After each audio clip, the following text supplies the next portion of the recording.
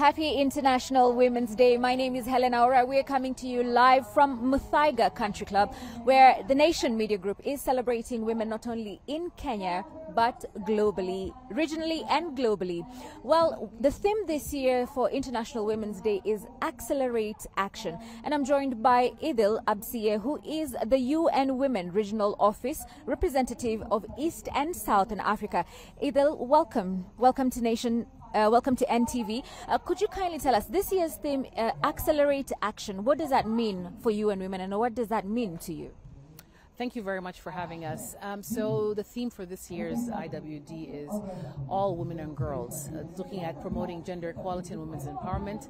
And it's looking back 30 years since the Beijing Platform for Action, where women around the world went to Beijing to demand their rights and their space to engage in key decision-making processes.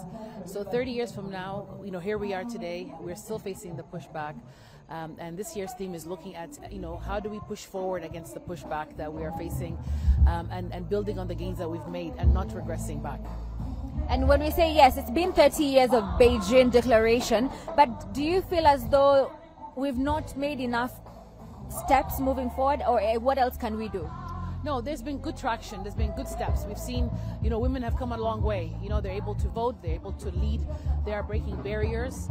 We have girls in school more than ever than in the past. But the reality is that there's still a lot more to do. And according to a recent report that was issued by UN Women, if a girl was born today, it will be 68 years. She'll be 68 years old by the time we eradicate child marriage and FGM, and she'll be 137 years old by the time the poverty is no longer the face of a woman or a girl.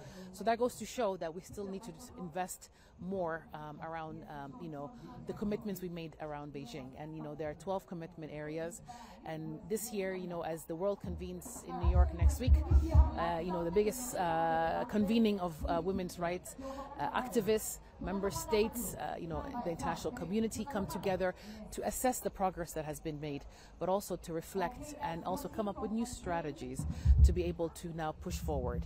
And we've prioritized 6 key action areas, looking at women's leadership and decision making, looking ending all violence against women and girls, looking at climate justice, because climate is a key deterrent when it comes to gender equality, particularly in this region, looking at the inclusion of women in peace and security, and also looking at promoting more girls to engage in digital spaces.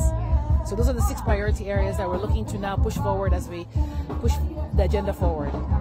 And what would be your parting shots? Because you're saying it's been 30 years, but there's still much more to do. So what would be your advice in terms of how can we overcome the challenges that are in place? And what next can we do to ensure we break through the biases of the gender biases that are currently there, and women and girls holistically can be able to scale up? I think we need to continue to showcase the good efforts that have already been made.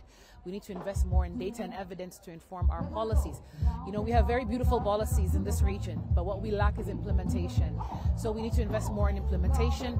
We need to sustain advocacy with our partners, and also to engage with men as our allies and champions to advance gender equality and women's empowerment. So we need to move and walk together in this journey. Thank you so much, Idil, for your time. It's been a pleasure. Happy International Women's Day to you too. Thank you. Well, that's all from us here at Muthaiga Country Club, at Muthaiga Golf Club, and from the UN Women as well. Happy International Women's Day.